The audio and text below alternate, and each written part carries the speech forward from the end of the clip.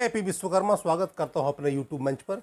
दोस्तों, आज के डेट में देखा जाए तो लोकसभा 2024 के चुनाव में बहुत ज़्यादा दिन नहीं बचे और सारी पार्टियां, चाहे विपक्ष हो या सत्ता पक्ष हो, सब अपने अपने स्तर से तैयारी करने में लगे हुए हैं।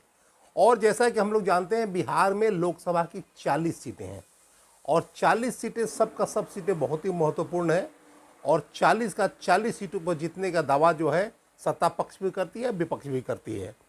और इसमें जो है देखा जाए, पिछली बार का अगर रिजल्ट देखा जाए 2019 का, तो उसमें जो है महागठबंधन मतलब एनडीए जो है, जिसमें पहले नीतीश कुमार भी थे 19 में, वो 40 में 39 मैंने 39 सीटें जीतने में कामयाब हुई थी और एक सीट जो है किशनगंज का, वो जो है कांग्रेस को झोली में गई थी, खाते में गई थी। मतलब एनडीए जो है 40 में 39 सीट जीती थी पिछली बार और एक सीट जो है कांग्रेस जीती थी। लेकिन इस बार थोड़ा परिस्थितियां अलग है, सिचुएशंस अलग है, हालात अलग हैं, क्योंकि जो बहुत बड़े माने अलायंस थे बीजेपी के, नीतीश कुमार, वो इस बार अलग हो गए हैं, आ गए हैं महागठबंधन में और इस बार कांटे की टक्कर है। या तो कहिए कि परिस्थितियां बिल्कुल 180 डिग्री पर घूम गई हैं, वो पहली वाली बात नहीं है। तो आप मान के चलिए कि अगर नीतीश कुमार जी अगर महागठबंधन में आ गए तो बीजेपी की शक्ति बहुत कम हो गई, हालत बहुत पतली हो गई और ख़राब हो गई। तो आप अगर वो अपने बल पे 5 सीटें भी लाने में सक्षम नहीं है बिहार में, जैसा कि राजनीतिक परिस्थितियां बताती हैं, यहाँ पे लालू और नीतीश का जोड़ी के बल पे जो है वो बहुत माने अच्छे करामात दिखाते हैं और अच्छे उन लोग कमाल करते हैं। जैसा कि 2015 के जो विधानसभा चुनाव हुआ था उसमें देखने को मिला था, करीब करीब लोग 2 बहुमत जीत गए थे। आई थिंक करीब 178 के सीट के आसपास दोनों मिला के जीत गए थे, जबकि 50-50 रैली प्रधानमंत्री नरेंद्र मोदी किए थे 2015 में विधानसभा के चुनाव में।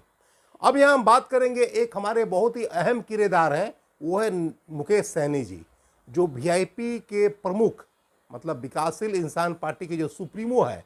मुकेश सहनी जी एक बहुत बड़ी इंपॉर्टेंट फैक्टर है बिहार के राजनीति में आज के डेट में। लेकिन उनकी ये बात है कि वो अभी तक अपने पत्ते नहीं खोले हैं। वो देखने के लिए तो लगता तो है कि एनडीए में है, लगता तो है कि बीजेपी के साथ है, लेकिन एक्चुअली क्लियर कट अभी फिगर नहीं आया कि किसके साथ है। तो उनकी जो शर्तें हैं वो भी शायद बीजेपी मान पाएगी या नहीं मान पाएगी, ये देखने में बड़ा दिलचस्प लगता है। क्योंकि उनकी शर्तें, ये पहली शर्त यही है कि हमको हर हाल में चिराग पासवान से कम सीट नहीं चाहिए, जबकि अभी बीजेपी जो मूड बनाए हुए है चिराग पासवान को 3 सीट देने के लिए, और पशुपति पारस जो लोजपा से ही अलग पार्ट हुआ है उसको 3 सीट देने के लिए। लेकिन चिराग पासवान इस पर कतई तैयार नहीं है। उनको 6 का मतलब 6 सीटें चाहिए और 6 सीटें देने का मतलब यह है कि इनका डिमांड है मुकेश सहनी कि हमको चिराग पासवान से कम सीटें पर बिल्कुल कतई मंजूर नहीं है और हमको चिराग पासवान को जितनी सीटें चाहिए उतनी सीटें हमको भी चाहिए। तो अगर इस तरह से अगर देखा जाए तो अगर मान ले सब अपने अपने जीत पे अड़े रहेंगे, अगर मान ले जीतन राम मांझी बोलेंगे, अपना उपेंद्र कुशवाहा बोलेंगे, मुकेश सहनी बोलेंगे और चिराग पासवान बोलेंगे, पशुपति पारस बोलेंगे, सब अगर अपने अपने जीत पे अड़े रहेंगे तो 40 के 40 सीट तो उन्हीं लोग को चाहिए। तो बीजेपी इसमें कहाँ जाएगी? तो ये बड़ा मुश्किल का दौर लगता है। लेकिन अब प्रश्न ये है कि यहाँ पे मुकेश सहनी जी का क्या दाव हो सकता है और क्या क्या पॉलिटिकल ऑप्शंस हो सकते हैं, उनके मतलब कौन कौन सा गेम प्लान हो सकता है।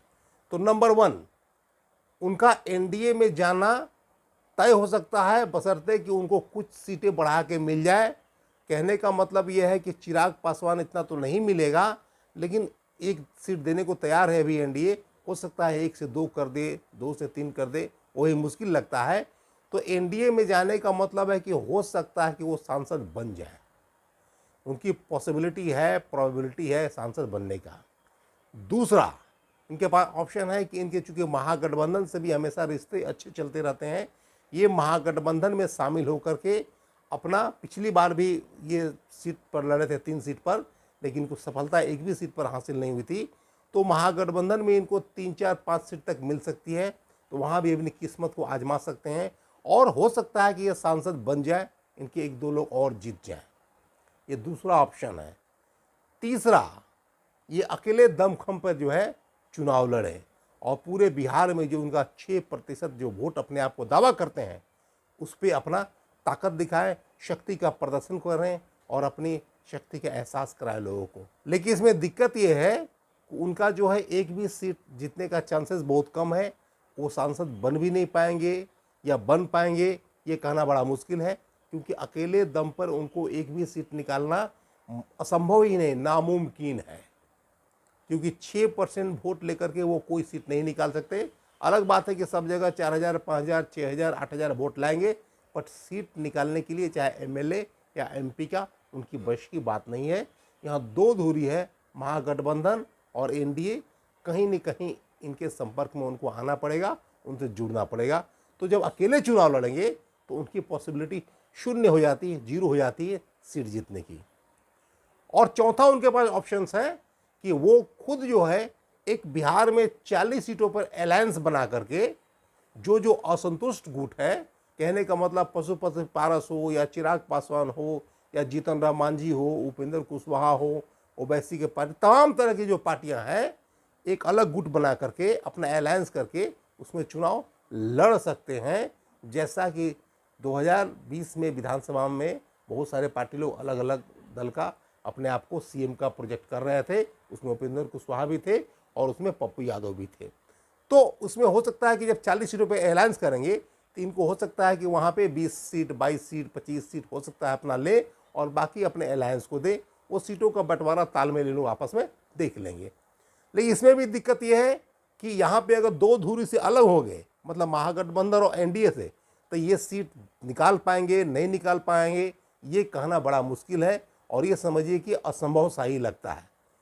तो ऐसा देखा जाए तो इनके जो 4 गेम प्लान है, या तो एनडीए में जाना, संभावना है कि सांसद बन जाए, महागठबंधन में जाना, पॉसिबिलिटी है कि सांसद बन जाए, अकेले चुनाव लड़ेंगे, दमखम दिखाएंगे तो असंभव ही नहीं, नामुमकिन है सांसद बनना, और अगर अलायंस बना के लड़ेंगे तो ये भी असंभव सा लगता है कि सांसद बन जाए। ये कहीं न कहीं दो धुरी है, उसी को लोग वोट करेंगे, ये मान के चलिए। तो ये मुकेश सहनी का जो गेम प्लान है, इससे भाजपा भी बहुत परेशान है और भाजपा भी चाहती है कि सबको सटा के रखे, सबको जोड़ के रखे। लेकिन जी सबकी जो अपने अपने शर्तें हैं, कंडीशंस हैं, इसमें भाजपा की ही परेशानी हो रही है। तो देखते हैं कि ये 4 गेम प्लान है मुकेश सहनी जी का, वीआईपी सुप्रीमो का। देखते हैं कौन सा सफल रहता है और कौन सा सफल रहता है, आने वाले दिनों में क्या होता है। दोस्तों अगर वीडियो अच्छा लगा तो लाइक करें, शेयर करें, चैनल को सब्सक्राइब करें। और आज के वीडियो में इतना ही, मिलते हैं अगले वीडियो में। तब तक के लिए thanks for watching this video.